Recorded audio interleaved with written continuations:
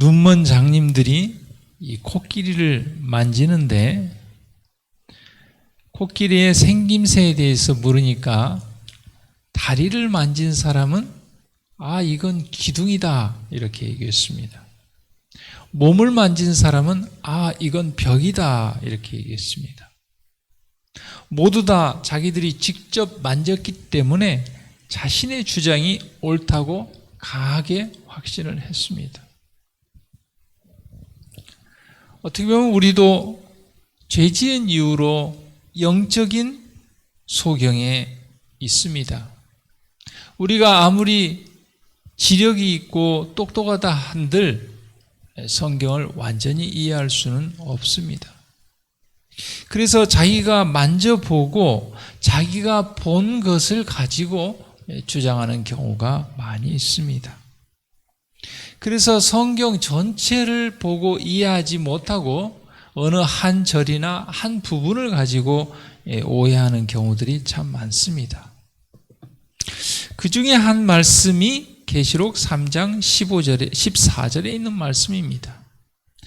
라오디게아 교회의 사자에게 편지하기를 아멘이시오 충성되고 참된 증인이시오 하나님의 창조의 근본이시니가 가라사대. 예수 그리스도를 창조주 하나님으로 믿고 확신하는 사람들은 이 창조의 근본이란 말을 창조를 시작하신 분, 창조주 이렇게 이해를 할 것입니다.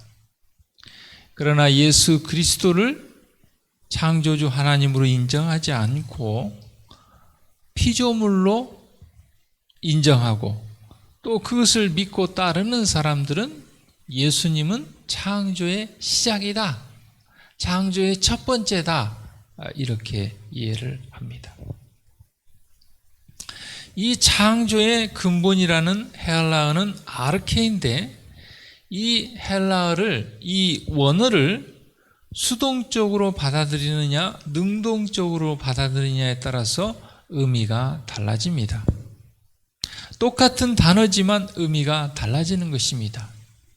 우리가 배 그러면은 바다에 떠다니는 배가 있고 또 먹는 배가 있고 5배, 10배, 그 다음에 사람의 배가 있고 다양합니다. 이 아르케를 수동적으로 생각하면 처음에 행함을 입은 것 이렇게 해석을 하게 됩니다.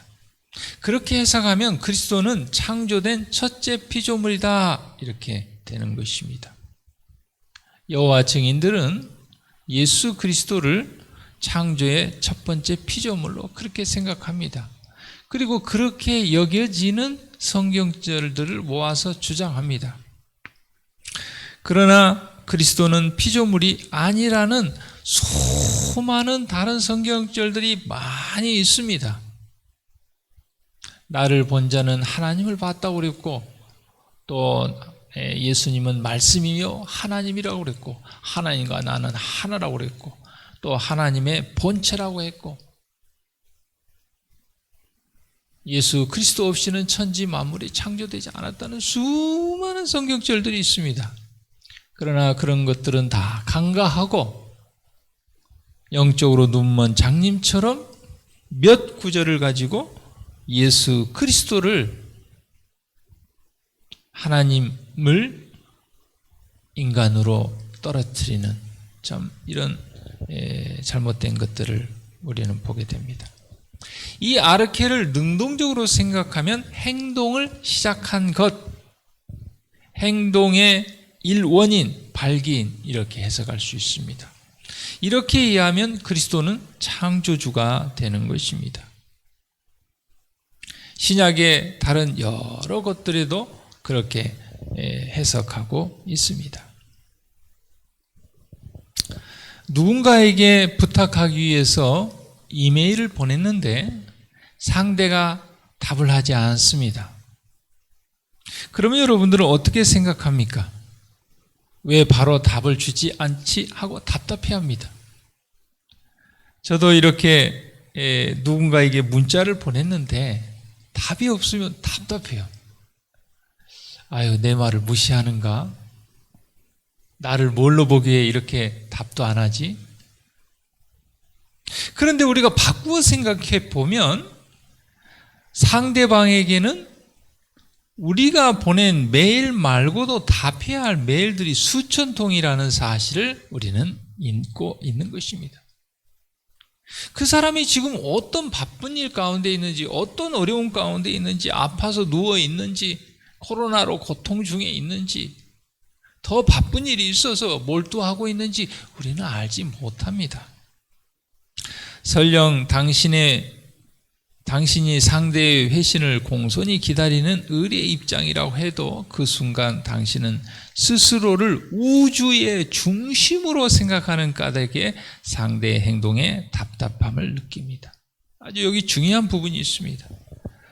우리 스스로를 우주의 중심으로 생각하고 나를 중심으로 해서 모든 사람들이 움직이고 모든 것이 움직여야 된다고 생각하는 그런 교만한 마음은 우리는 다른 사람의 마음을 올바로 읽지 못하고 오해하게 된다는 사실이죠.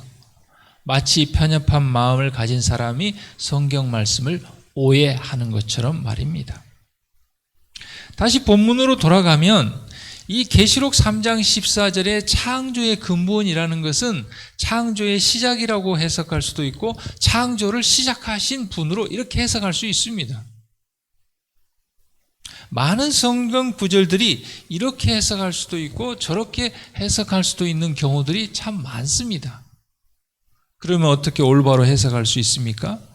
성경 전체를 살펴보고 성경이 조화되고 그 다음에 그 말씀을 했던 그 문맥과 배경과 이런 것들을 다 살펴봐야 한다는 것입니다. 문자를 보내고 메일을 보냈는데 그 사람이 답변이 없다고 우리가 오해해서는 안 되는 것이죠. 어떤 상황에 처해 있는지 물어봐야 됩니다. 그 사람의 말을 들어봐야 됩니다. 그래서 우리가 어떤 사람들 간에 분쟁이 생길 때 한쪽 사람 말만 들으면은 그 사람 말이 옳은 것 같아요. 맞는 것 같아요. 다른 쪽 사람 말도 들어봐야 된다. 우리가 그런 말을 할 때가 많이 있습니다. 이 성경절만 볼 것이 아니라 이것과 관련된 다른 성경절들도 잘 살펴봐야 우리는 바르게 이해할 수 있습니다. 오늘 하루도 우리가 하나님의 말씀에 대해서 배우고자 하고 순종하고자 하는 마음으로 의문을 가질 수는 있지만 의심과 불신과 불순종을 하지 않게 되기를 간절히 바랍니다. 우리가 오늘 하루 동안 다른 사람의 관계 가운데에 왜 그랬을까 하고 의문을 가질 수는 있지만 의심하고 오해하고 왜곡하지 않는 예수님의 마음을 가진 우리 모두가 되기를 간절히 바랍니다. 오늘 같이 기도할 기도 제목은 송호근 장로님 가정, 송현옥, 송현남 우리 집사님, 그 다음에 지금 다가오고 있는 이 태풍을 어려움 없이 잘 이겨낼 수 있도록 기도해 주시기를 바랍니다. 기도하겠습니다.